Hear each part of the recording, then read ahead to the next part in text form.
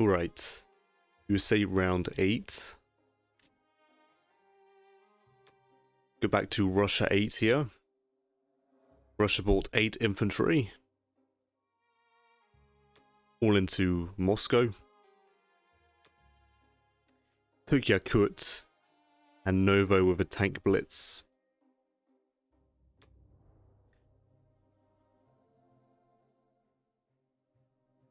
Yeah, so we had to abandon the Kazakh stack and stack this. And it was roughly a 50-50.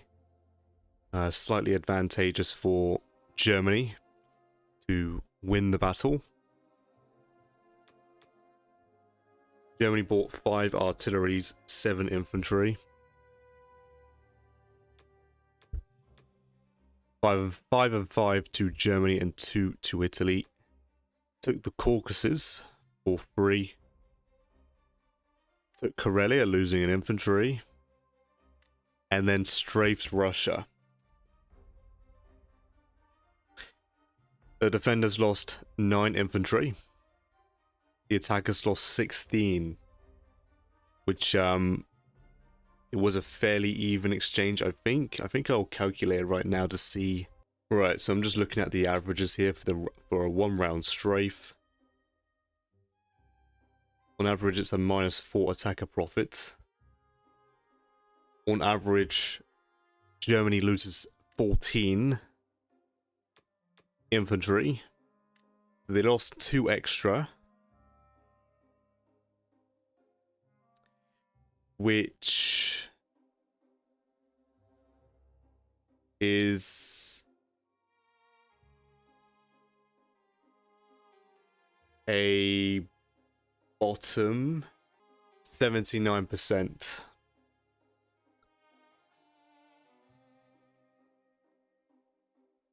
Okay. Russia on average loses 13 infantry. So Russia got a top 11% result. Very, very nice.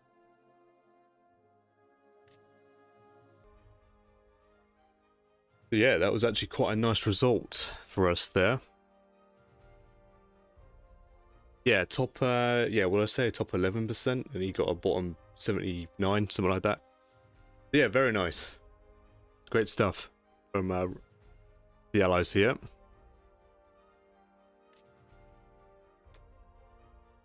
And then he just kept stacking West Russia here. Also moved a huge stack into Baltic states. And gave up France. I think he gave up France.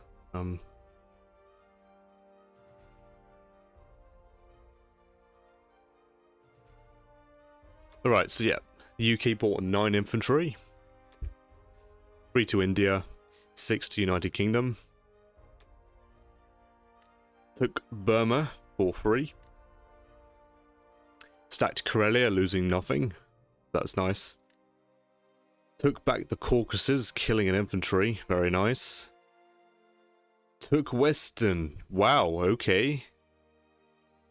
Excellent. I did not notice that. Very nice. It's roughly a 1 in 12, I think. That happens. So yeah, very nice. And then stacked Karelia. Yes, there's an opening here now. An opening here for the Allies to break through. So this is excellent for us here. Moved into Season 5. It looks dangerous, but the Germans are not going to hit that. UK has a 94% to win the combat. Protect all these transports. And the UK can back out before Japan gets a hand in on this. And Japan's not actually threatening 8, except with the bombers, so you can hide an 8 and support 3 still. Fighters do not affect 3 either, so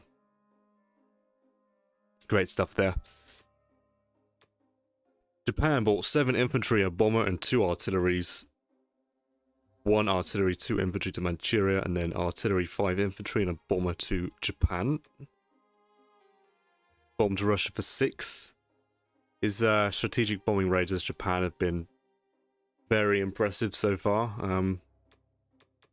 Getting insane value out of it. He did lose 1 bomber, but yeah, he's been high rolling quite consistently. Took Kazakh for 3, killed my transport in 4. Took Burma, no units lost, and then sacked Yunnan. Not concerning. I'm not sure if the UK can still hold India, we'll see. It depends on what Germany does. If Germany backs off, then these 5 fighters are free to go back down south. I assume he has to back off. He might stack the Caucasus. Or he stacks Bello. We'll see what happens here. I don't think he can kick us off this anymore. He moved his fleet into 50, but essentially just dead zoning everything within a 2-block radius. So I can't push forward. That's fine. That is, yeah, that's completely fine. Alright, so yeah, not a bad round for the Allies there at all. We do have an opening.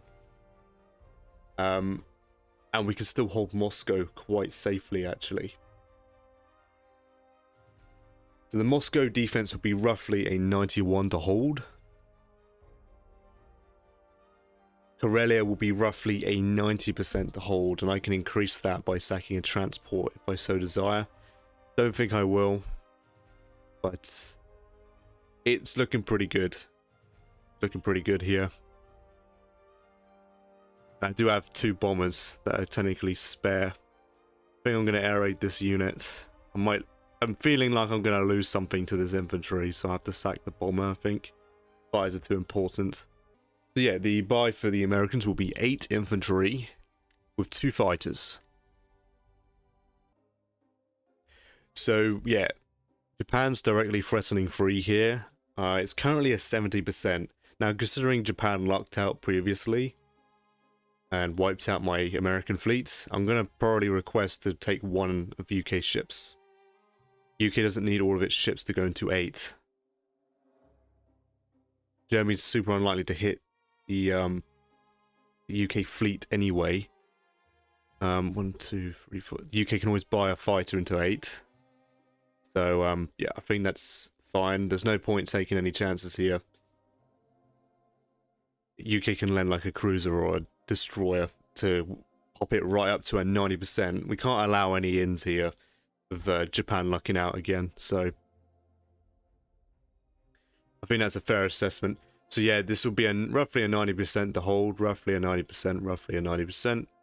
So there should be no in. The Axis can obtain round 9. So I think the plan is to take both France and Northern. Air raid this, and I think I'm bombing Germany this turn.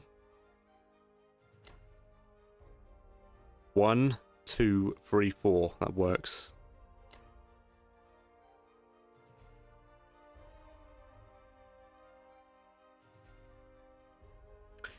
Besides that, that'll be everything. Yeah, I don't really want to sack these transports, so I'm going to need the UK to protect my transports from the Japanese here. I've already sacked like 5, I think, this game to keep pace with the Axis. So Russia has 24 IPC. He can repair 4, so he gets 6 recruitment slots back. Then he has 20 left, so he can buy 5 infantry and an AA gun. I think an AA gun here is more valuable than 1 infantry for this case.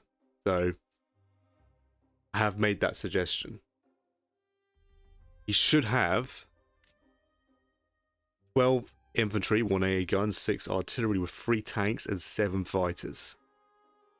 Roughly. I'm going to air raid this unit he can choose to commit an infantry or blitz it. Probably just blitz it.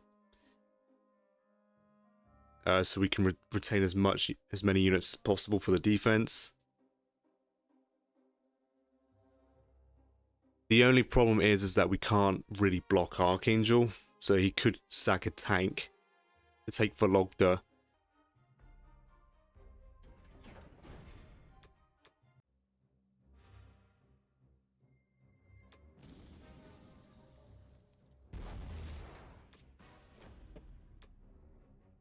Am I going to lose both my bombers this round? Okay, that's nice. It's fine, it does suck, but at least I didn't lose a bomber here, I guess.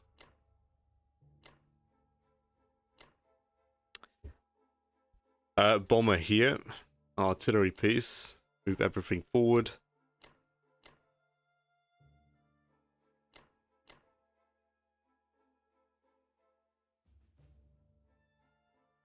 These guys come here. A gun.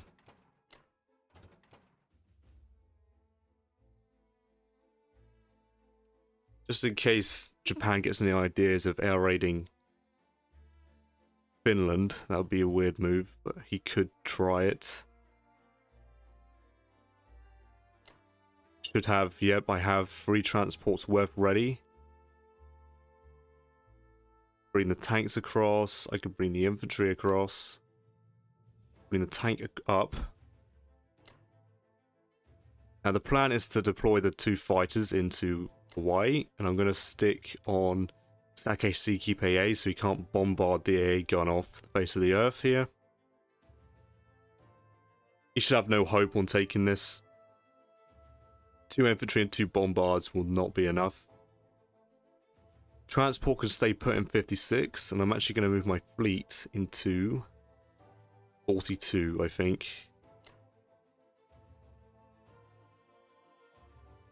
I think the UK sub can move into 64. Just fine.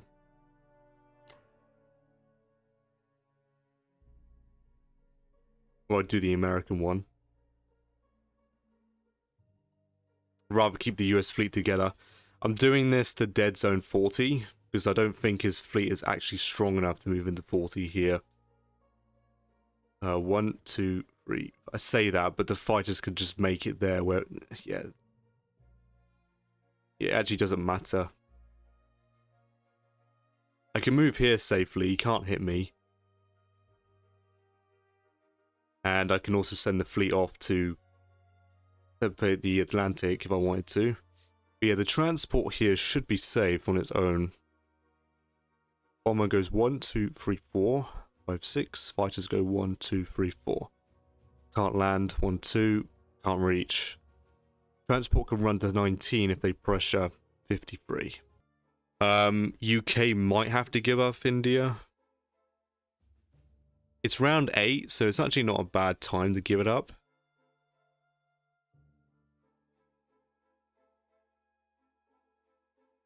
Just so that the UK can dead zone Kazakh and trade it for Russia instead. Maybe. If he can hold it, it's probably still worth to hold it. So I did 3 damage. 1 and 4. Not bad. And Japan has done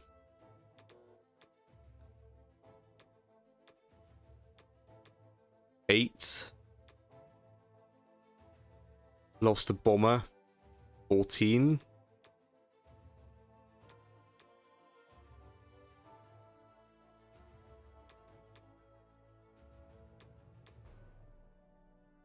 Okay, he's done 20 but lost the bomber. I've done 8 and lost the bomber. So it's quite a significant difference. He's had very good strategic bombing runs here. Which is exactly what the Axis need, considering how bad Japan round 1 was. But the Anhui battle was self-inflicted, in my opinion. I still think it's insane not to send air support into that battle. So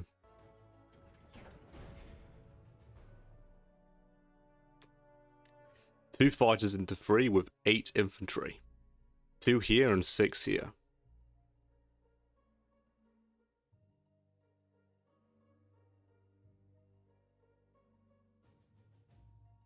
Yep, keep AA with a carrier sack just in case he does go for 3. And yeah, looks pretty good.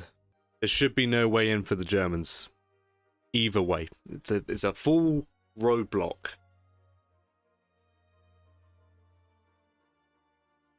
Of course, he could get an insane result and win either or. But this should hopefully stop Germany in its tracks. And the Allies can now gain momentum.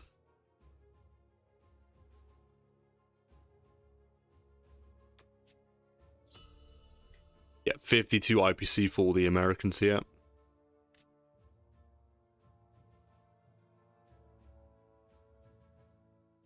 Alright, so yeah, it looks like the Allies are definitely taking the AP lead now.